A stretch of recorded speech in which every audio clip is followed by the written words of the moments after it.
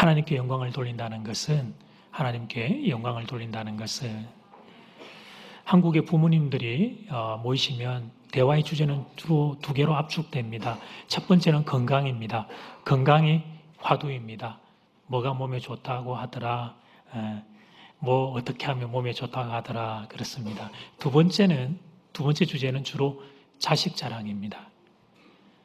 어른들께서 대화하는 걸 가만히 살펴보면 재미있습니다. 대화란 서로 대화를 주고받는 걸 의미합니다. 첫 번째 사람이 이야기를 하면 두 번째 사람이 그 이야기를 듣고 그렇군요. 저는 이렇게 생각합니다. 이래야 되는데 어른들이 대화하는 걸 보면 그렇게 오고 가지 않습니다. 한 분이 자기 자식 사는 걸 열심히 합니다. 그러면 그 다음 분은 거기에 대한 추임새도 없습니다. 그렇구나, 아이고 좋겠다, 그것도 없습니다. 내 자식 자랑하느라고 정신이 없습니다. 나는 내 이야기하고 너는 네 이야기하고 나는 내 손주 자랑하고 너는 네 손주 자랑하고 이제 그게 이제 어른들이 대화하고 있는 현장입니다. 한국에는 그래서 이런 말이 있죠. 자식은 부모의 얼굴이다. 자식은 부모의 영광이다. 자식이 잘 되면 부모 면을 세워준다. 그러니까 얼굴을 세워준다. 이런 말이 있습니다. 사실 객관적으로 놓고 보면 자식이 잘 된 것일 뿐인데 그런데 우리는 그렇게 생각하지 않습니다. 그게 부모 얼굴을 세워준다고 생각을 합니다. 자, 이제 여기서 우리 한국 사람들 대상의 전환을 한번 해보겠습니다. 여러분, 우리는 하나님의 자녀입니다. 우리는 하나님의 아들, 딸인 줄 믿습니다. 아멘. 자, 이 선언에 동의하신다면 그렇다면 우리가 잘 살면 하나님 얼굴 세워드리는 게 맞을까요? 예, 맞습니다. 우리가 잘 살면 그게 우리 아버지 하나님의 얼굴을 세워드리는 겁니다. 그걸 하나님께 영광 돌린다 이렇게 표현하는 거죠. 먼저 여러분을 축복합니다. 여러분 모두 하나님께 영광 돌리는 인생 될 수 있기를 주의 이름으로 축복합니다. 그래서 오늘 첫 번째 하나님께 영광을 돌린다는 것은 시작. 디베랴 호수에서 아침 식사를 마친 뒤에 예수님께서 베드로를 회복시키십니다. 두율로범이 이 질문을 3번 반복함으로써 베드로가 자신의 실패에 직면하게 하십니다. 충분히 울게 하셨고 충분히 회개하게 하셨습니다. 이 질문 자체가 베드로를 용서하기 위한 주님의 사랑의 터치였던 것입니다. 그렇게 회복된 베드로에게 이제 예수님께서 사명을 맡기십니다. 목양의 사명입니다. 영혼을 돌보는 목양의 사명을 주님이 맡기십니다. 자, 여러분, 그 다음에 이어질 말씀은 어떤 말씀이 붙으면 좋을까요? 제가 여러분 생각하기에는 어떤 약속 같은 게 이제 뒤에 이어서 붙어지면 좋을 것 같습니다. 영혼을 돌보는 목양 사역이 어디 뭐 말로만 되는 일이겠습니까? 너 맡으라. 그래서 베드로가 아멘. 그런다고 되면 이게 얼마나 좋겠어요. 사람 돌보는 일이. 세상에 힘들다 해도 사람 섬기는 것보다 힘든 일은 없습니다. 다 놔두고 우리가 자식 한두 명 감당 못해가지고 맨날 신음이잖아요. 그러니까 낯선 영혼들, 그 영혼들을 섬기는 일이면 이게 얼마나 벅차고 힘들겠습니까? 다 놔두고 주님 당신이 아신 일입니다. 얼마나 힘드셨는지를 알고 계십니다. 그러니까 그 힘든 목양 사역을 위임하셨으면 이제는 감당할 수 있도록 베드로에게 내가 너에게 힘을 주겠다, 파워를 주겠다, 은사를 주겠다, 능력을 주겠다, 뭐 이런 약속을 해야 할 타이밍입니다. 그래도 베드로가 한번 해볼까 말까 한 상황인데 사명에 더하여 무기를 줘야 될 텐데 근데 이 사명을 말씀하시고 난 뒤에 주님이 하신 말씀이 반전입니다. 더 무거운 말씀을 하십니다. 그것은 베드로의 인생의 마지막에 죽음에 대하여 예고하신 겁니다.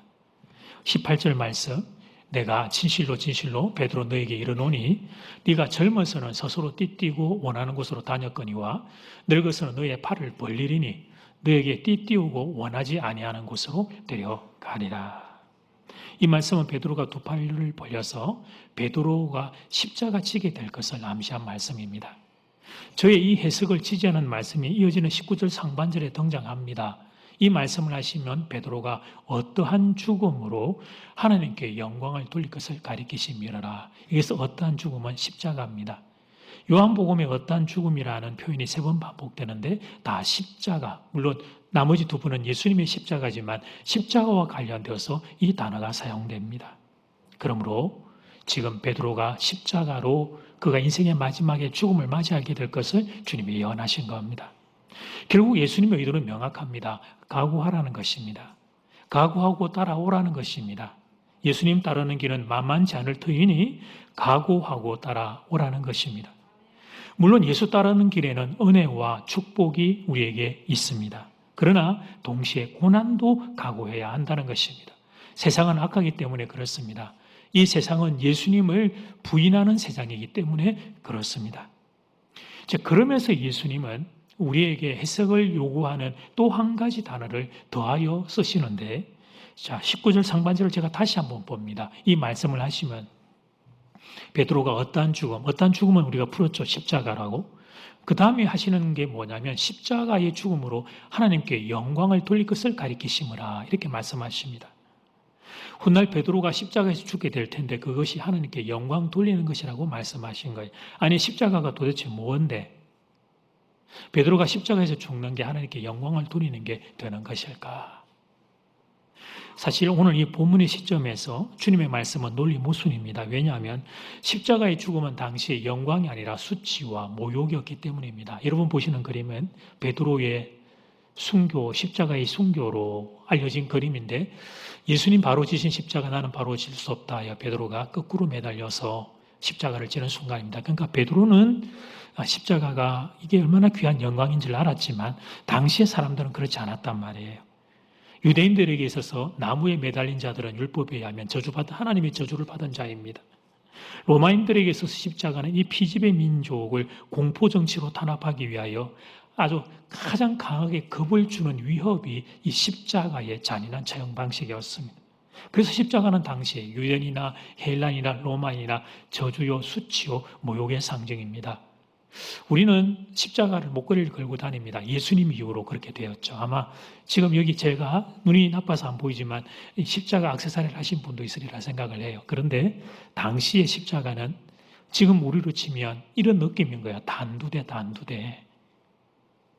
공포 정치가 있었을 때 사람의 머리를 밀어넣으면 위에서 칼이 떨어졌던 단두대 같은 것과 같은 그런 저주와 생각만 해도 끔찍한 것이 당시의 십자가였습니다.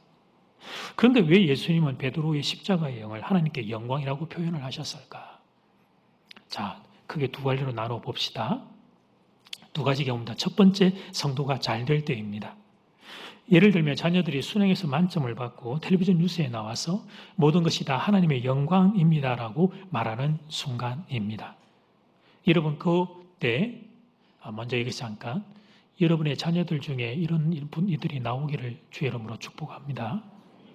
아멘 소리 작은 거는 억수로 내가 원하기는 원하는데 사회적인 분위기가 이런 경우에 아멘하면 안 될 것 같아서 이제 아멘을 안 하는 거죠.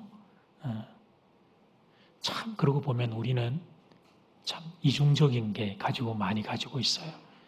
우리는 우리 자녀가 다 좋은 대학, 좋은 직장 가기를 원하면서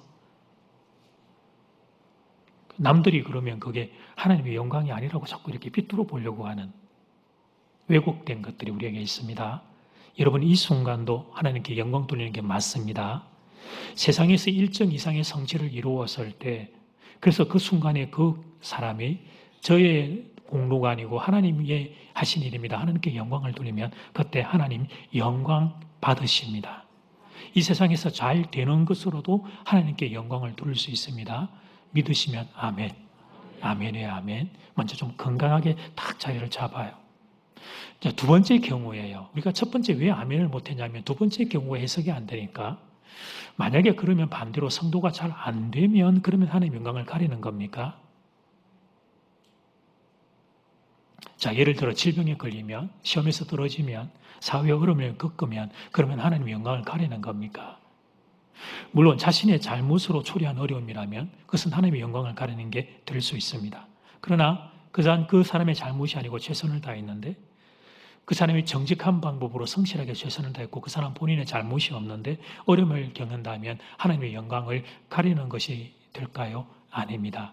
그것은 하나님의 영광을 가리는 것이 아닙니다. 오히려 그 어려움을 잘 이겨내는 모습을 통하여 그 사람은 그 어려움을 통하여 하나님께 영광을 돌릴 수 있습니다. 예기치 않는 질병에도 절망하지 않는 모습을 통해서, 시험에 낙방했지만 포기하지 않고 신실하게 사는 모습을 통해서, 사업에 어려움이 있지만 또 힘을 내어 도전하는 모습을 통해서 그 사람은 하나님께 영광을 돌릴 수 있습니다.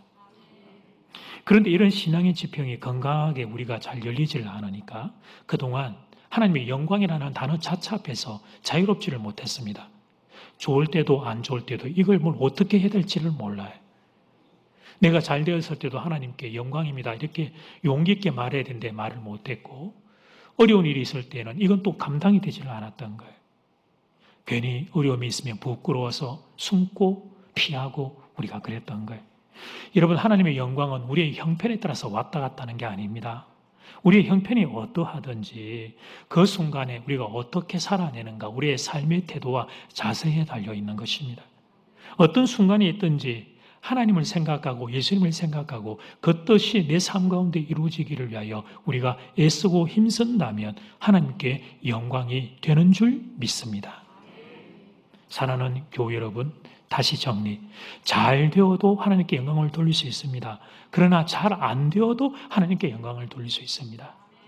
그 순간에 우리가 하나님의 마음을 알고 하나님의 뜻을 붙잡고 살고 있다면 말입니다.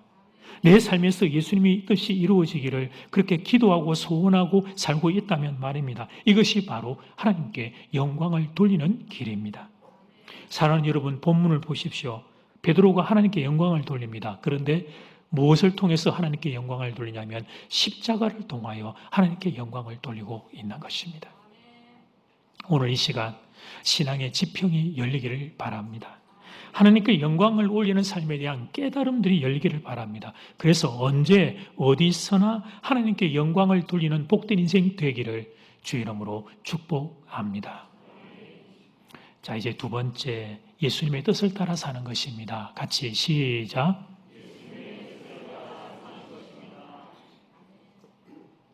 하나님께 영광을 올려드리는 것, 구체적인 것을 그러면 생각해 봅시다. 뭘 어떻게 해야 하나님께 영광이 되냐? 우리의 지평을 열고 균형은 잡았어요. 잘 될 때, 잘 안 될 때 이것이 문제가 아니구나. 내가 어디든지 하나님의 마음을 품고 살면 된다는 걸 아는데, 구체적으로 주님은 뭐라고 말씀하시는지, 베드로의 십자가의 죽음을 하나님께 영광이 된다고 말씀하신 뒤에 그렇게 살 수 있는 길을 가르쳐 주십니다. 주님이 친히 19절 하반절 말씀을 보시면 이 말씀을 하시고 베드로에게 이르시되 뭐라고 하십니까? 나를 따르라, 예수를 따르라, 그렇게 말씀하십니다. 그러니까 예수님을 따라가면 그러면 하나님께 영광을 돌릴 수 있다는 겁니다. 그런데 여러분, 여기서도 좀 더 정말 우리가 집요하게 정말 그렇게 살고 싶어서 질문을 던지면 또 난제에 부딪혀요. 뭐냐면 예수님은 이제 베드로 앞에 이제 안 계시게 될 것이라는 사실입니다. 부활하신 예수님이 이제 성천하실 겁니다. 그래서 베드로의 눈에는 육신의 예수님이 보이지 않게 됩니다. 그럼 예수님이 안 보이는데 어떻게 베드로가 예수님을 따라가란 말이죠? 아니, 예수님 당신은 성천하실 것이면서 왜 어떻게 베드로를 보고 나를 따라오라고 말씀하시는 걸까요? 그때는 예수님의 뜻을 따라 사는 겁니다. 그때는 예수님께서 가르쳐 주셨던 성경의 교훈, 성경의 가치관, 성경의 세계관을 따라 사는 겁니다. 이것이 바로 예수님을 따라 살아가는 길이 되는 겁니다. 다른 것이 아니라 성경의 교훈, 성경의 가치관, 성경의 세계관을 따라 사는 것이 예수님을 따라 사는 것이 되는 겁니다. 그리고 그것이 하나님께 영광을 돌리는 길이 되는 것입니다. 베드로는 이 사실을 깨달았습니다. 그가 정확하게 언제 깨달았는지는 알 수 없습니다. 그러나 자신이 십자가로 죽는 것이 하나님께 영광이 된다는 것을 베드로는 깨달았습니다. 그래서 자신의 인생에 있는 공고함, 고난과 아픔과 십자가의 고통을 그는 믿음으로 받아낼 수 있었어요. 이것이 수치와 부끄러움이 아니라 예수님이 수치와 부끄러움이 아니었듯이 나도 수치와 부끄러움이 아니라 하나님께 영광이 된다는 걸 알았기 때문에 베드로는 한 걸음 더 나아가 자기 뒤를 따라오며 그때 곧 고난과 고통을 겪고 있는 성도들을 향해서도 동일한 주님께 받았던 이 위로의 말씀을 동일하게 전합니다.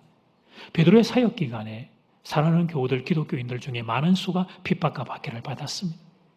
고난당하는 성도들은 육체적인 질병 때문에 두 가지 갈래로 나뉘었습니다. 너무 아프고 힘드니까 하나님을 원망하고 신앙을 배신하고 떠난 그룹들이 있었습니다. 성숙하고 착한 성도들은 신앙 안에 남아있기는 하지만 정반대로 이런 영적인 고민이 있어요. 내가 하나님 영광 가리는 건 아닌지, 내가 이렇게 고난당하고 내가 이렇게 어려움을 겪는 것은 이것은 하나님의 영광을 가리는 참 초라하고 비참한 모습은 아닌지, 그런 영적인 고민이 착한 성도들 안에는 있었던 거예요. 바울이, 그래서 베드로가 그들을 위로합니다.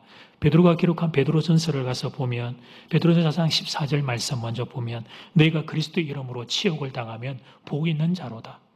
영광의 영, 곧 하나님의 영이 너희 위에 계심이라. 그렇게 위로를 해요. 한 절 건너뛰어서 16절을 보면 만일 그리스도인으로 고난을 받으면 부끄러워하지 말고 도리어 그 이름으로 하나님께 영광을 돌리라. 아멘. 그리스도인이기 때문에 받는 고난이 하나님께 영광이 될 수 있다고 선언했습니다. 이 말씀에 초대교회 성도들은 많이 울었고 많이 위로를 받았습니다. 그리스도인이라고 하는 이유로 자기들이 겪고 있는 고난이 저주가 아니고 수치가 아니고 모욕이 아니고 내 인생이 하나님께 영광이 되는 인생이 될 수 있다는 사실은 깨어지고 조각났던 그들의 인생을 다시 회복시키는 하늘의 위로였습니다. 그리고 그 사실은 지금 이 순간에도 동일합니다. 혹시 말씀대로 신실하게 착하게 사는 것 때문에 고난을 겪는 성도가 있다면 작아지지 마시기를 바랍니다. 그것은 부끄러운 게 아닙니다. 그것이 하나님께 영광을 돌리는 삶이 되는 것입니다. 그러므로 궁극적인 기준은 삶의 기준에서, 사람의 기준에서 일이 잘 풀리는가 안 풀리는가 그런 게 아니에요. 정말 중요한 것은 지금 내가 처한 상황에서 주님의 뜻을 잘 따르고 있는가 아닌가, 그것이 중요한 것입니다. 고난 가운데 있어도 믿음으로 강건하게 살고 있다면 그 사람은 영광스러운 삶을 살고 있는 것입니다. 구체적인 이야기를 합시다. 미국 펜실베니아 대학에는 한국을 사랑하는 미국 교수님이 한 분 계십니다. 그분은 한국인의 열심, 한국의 우수성에 대해서 강의를 종종 하곤 하시는데 그 강의 내용의 일부분을 제가 들은 것을 여러분에게 소개를 합니다. 한국의 대학 진학률은 어바웃으로 대충 한 70%가 됩니다. 반면에 미국의 경우는 대략 40% 정도가 됩니다. 그런데 한국의 학력이 이렇게 높은데 취업하기 힘든 이유는 무엇일까? 이유는 간단합니다. 우수한 자원이 많기 때문입니다. 70%의 학생이 취업을 위해서 경쟁을 해야 되기 때문에 좋은 직장에 취업하기가 어려운 거예요. 경쟁자가 많으니까. 미국이 만약 한국처럼 대학 진학률이 70%가 된다면 그 사회도 좋은 직장의 취업의 어려움은 가중될 겁니다. 이제 이 사실을 이야기하셨어요. 이게 한국의 현재 이제 상황이 어떤가에 대한 이야기를 하셨어요. 우리의 자리로 넘어와서, 그래서 여러분 우리 교회 청년들 중에도 지금 2부 예배도 청년들이 많이 앉아 지금 있는데 우리 교회 청년들 중에도 취업시험을 준비하는 이들이 있습니다. 재수를 하는 청년이 있습니다. 어떤 경우에는 진로를 바꾸어서 다른 직업을 선택하는 청년도 있습니다. 어떤 청년은 몇 번씩 하다가 안 되어서 다른 직업을 선택했고, 근데 같은 청년 공동체 안에 원래 내가 가고 싶었던 직업을 가지고 있는 친구가 있고 나는 그게 아니어서 다른 직업을 가지고 있는 청년도 있습니다. 그런데 여러분, 젊은 날에는 이 시간들을 통과할 때 이게 아주 크게 보입니다. 더 정확하면 인생의 전부로 보입니다. 인생을 좀 산 어른들, 부모님들은 얘들아 그거 지나가면 그렇게 중요한 거 아니라고 말하지만, 여러분 말하지만 그때 20대, 30대의 나이에는 그게 인생의 전부입니다. 전부.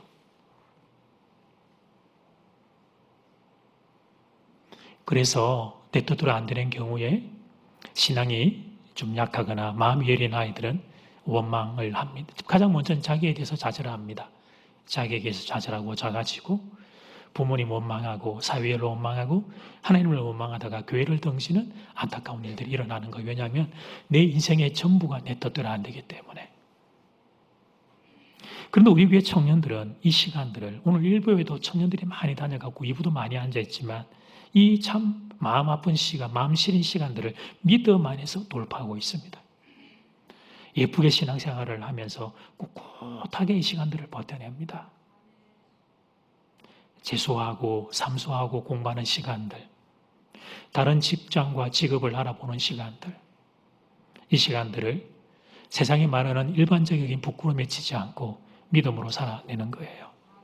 예배에 참석하는 정도에 끝나는 게 아니라 청년 공동체의 임원과 리더로 다른 사람들 돌보고 주일학교 교사로 달려가서 지금 이 시간에 동일한 시간에 다른 장소에서 주일학교 어린 영혼들을 돌보며 그들이 그렇게 살아가는 거예요.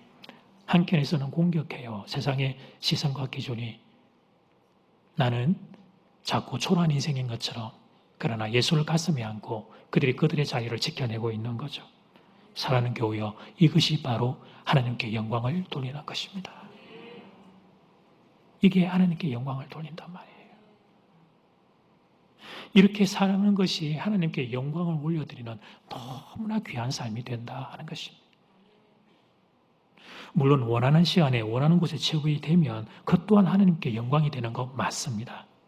그러나 설사 내 뜻대로 되지 않는다 하더라도 절망하지 않고 포기하지 않고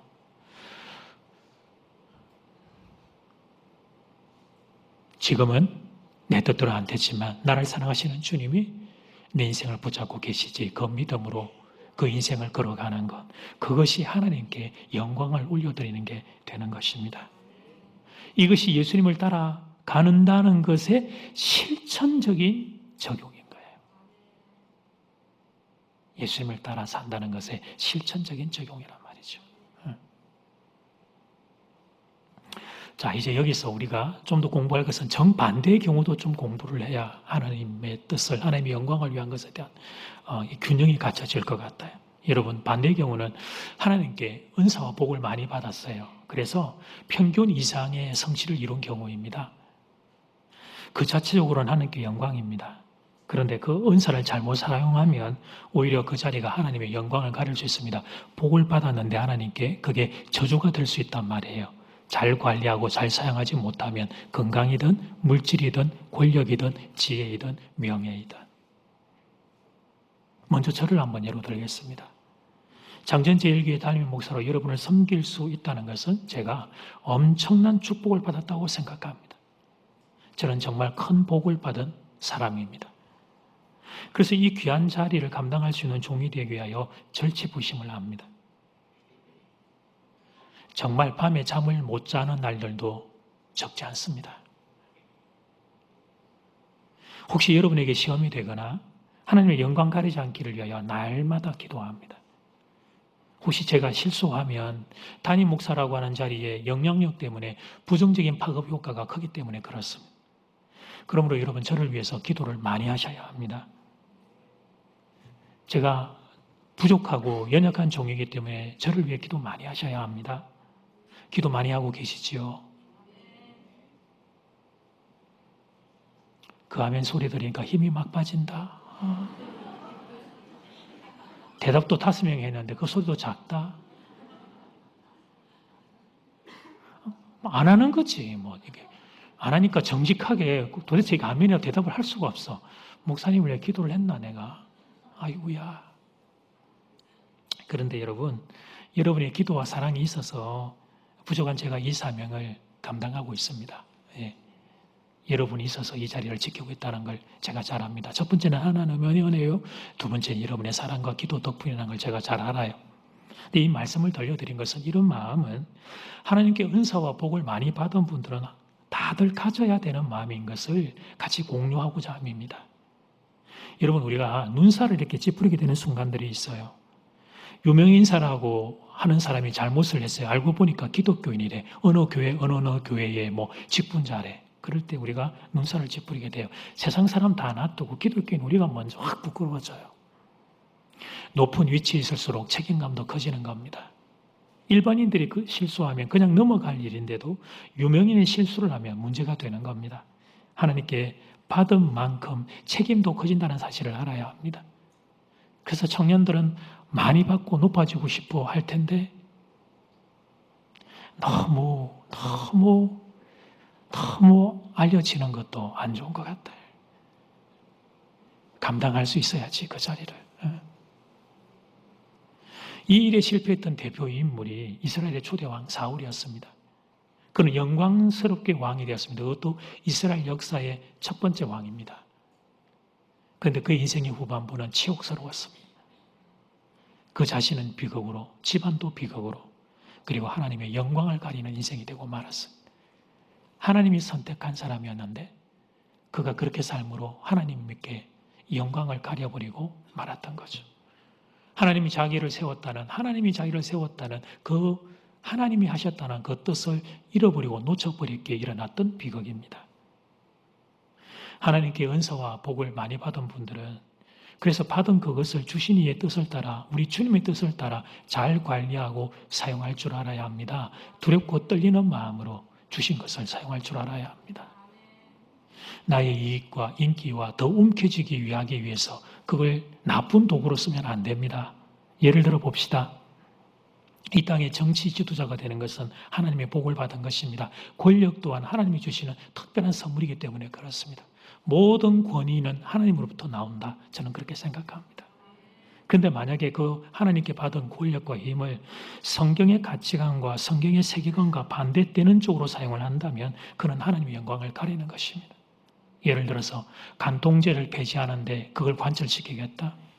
동성애 합법화하는 거, 하나님이 싫어하는 일을 관철시키는 쪽에 자기가 가진 힘과 권력을 사용을 한다. 그는 하나님의 영광을 가리는 것입니다. 하나님이 자신을 그 자리에 세워주신 하나님의 뜻을 제대로 알지 못하는 거예요. 그가 받은 은사는 복이 아니라 저주가 되고 있는 것입니다. 윌리엄 윌버포스라고 하는 영국의 정치인이 있습니다. 1800년대 초반에 활동한 인물입니다. 그분의 업적은 영국에서 노예 제도를 폐지한 것이었습니다. 1800년대 초반 말입니다. 당시 유럽 열강은 제국주의에 광분한 상태였어요. 영국도 유예는 아니었습니다. 아프리카 노예로 인한 경제 수익은 당시 영국 경제 전체의 30%에 해당할 정도였습니다. 그런데 윌버포스는 노예 제도를 폐지하자고 주장합니다. 말씀을 읽는데 노예 제도는 하나님이 싫어하시는 거라는 게 성경 말씀을 통하여 너무 분명하게 다가왔어요. 반대파에게 무수한 압박을 받았습니다. 실제적으로 살해의 위협도 받았어요. 반대파에게만 그가 고난을 당한 게 아니에요. 같은 당에 있는 사람들도 윌버포스를 싫어했어요. 윌버포스 때문에 당의 표가 떨어지니까. 그런데 하나님이 자신을 이 땅의 지도자로, 정치 지도자로 세워주신 것은 이 일하라고 세워주셨다는 걸 알았고, 그래서 그는 한평생 이 일을 붙잡고 기도하고 그 자리를 지켰습니다. 결국 윌버포스는 그가 죽던 해 1833년 영국 의회를 통하여 노예 폐지 법안이 영국에서 통과됩니다. 윌리엄 윌버포스의 그림입니다. 윌버포스는 정치 지도자로서 그는 하나님께 영광을 돌린 인물이었습니다. 바라기는 장전제일교환에 이런 일꾼들이 많이 나오기를 소원합니다. 여러분들 중에 우리의 자녀들 중에 우리의 다음 세대 가운데 다니엘이 나오기를 축복합니다. 요셉이 나오기를 축복합니다. 에스더가 나오기를 축복합니다. 축복의 통로들이 많이 일어나기를 소원합니다. 정치에서, 문화에서, 예술에서, 학문에서, 과학에서, 운동에서, 사업에서, 이 땅의 각 영역에서 하나님께 영광을 돌리는 귀한 인물들 많이 나오기를 주 이름으로 축복합니다. 말씀을 정리하려고 합니다. 하나님의 영광을 위해서 사는 것은 예수님의 뜻을 따라 사는 거예요. 쉽게 풀면 성경의 가치관과 성경의 세계관이에요. 성경이 말하는 것을 따라서 사는 것, 그게 하나님의 영광을 위해서 사는 겁니다. 높이 세우시면 그 자리에서 하나님의 뜻, 예수님의 뜻을 더 이렇게 세상에 전하고 펼치기 위해서, 구현하기 위해서 주신 것을 사용하는 겁니다. 반대로 어려움을 겪게 되면 포기하지 않고 그 자리를 믿음으로 잘 지켜내는 겁니다. 이것이 바로 하나님께 영광을 돌리는 삶이 되는 것입니다. 저희 교회 등록한 청년들에게서 듣는 이야기가 있습니다. 1년, 2년 정도 지나고 저희 교회도 익숙해지고 저와도 안면이 생겨서 그래서 이제 제가 차 한잔 마시면서 교제할 수 있는 관계가 되고 그러면 제가 이제 공부는 뭐 하는지, 꿈은 뭔지, 아이고 이렇게 잘난 청년이 어떻게 이렇게 못난 목사가 있는 교회 왔냐 이렇게 이제 물어보고 이제 이야기를 하면서 더 기도를 많이 해주기 위해서 제가 이야기를 나누면 종종 듣는 이야기 중에 이런 이야기가 있어요. 이전에 자기가 신앙생활 했던 때는 그 다른 곳에서 신앙생활 할 때는 하나님이 자기를 싫어하는 줄 알았다고 합니다. 세상에서 잘 되어야만 하나님께 영광이 된다고 배웠기 때문입니다. 들으면서 그건 아닌 것 같은데 그런데 계속 그렇게만 들었다 보니까 자기가 어려움을 겪게 되었을 때 자괴감을 느꼈다는 것입니다. 그러면 지금 어려움을 겪고 있는 나는, 우리 집은, 우리 부모님은 하나님의 영광을 가리는 것이고 하나님께 저주를 받은 것인가? 잘못한 게 없는데, 열심히 살았는데, 우리 아빠 엄마 정말 사회에서도 교회에서도 신실하게 사셨는데 이유를 알 수 없는 어려움을 겪고 있는 나와 우리 집은 그럼 정말 하나님께 저주를 받고 하나님의 영광을 가리는 것이고 하나님은 우리를 싫어하는 것인가? 이런 영적인 자괴감과 상처가 있었다는 거예요. 그래서 하나님은 사랑이라고 그러지만 그 사랑이 하나님이 내 마음에 다가오지를 않았다는 거 합니다. 그런데 우리 교회에 와서 1년, 2년 예배를 드리면서 그 생각이 바뀌게 되었다는 것입니다. 사람은 누구나 어려움을 겪을 수 있다. 사람은 누구나 고난을 통과할 수 있다. 우리 담임 목사님도 저렇게 인생의 어려움을 다 겪고 있구나. 중요한 것은 그 어려움 때문에 포기하지 않는 것이다. 그 어려움을 믿음으로 이겨내고 믿음으로 살아가면 그러면 그것이 하나님께 영광을 돌리는 삶이 될 수 있는 것이다.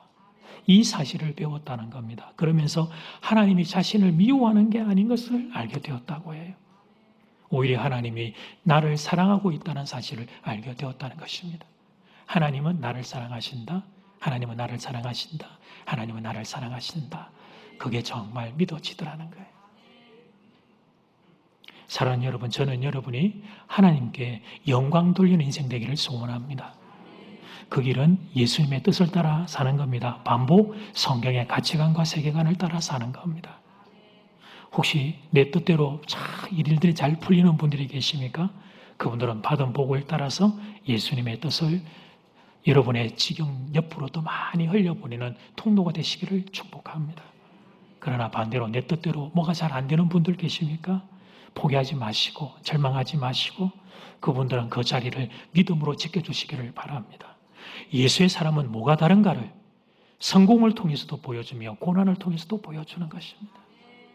그래서 언제 어디에서나 하나님께 영광을 돌리는 복된 인생 될 수 있기를 주의 이름으로 축복합니다. 아멘.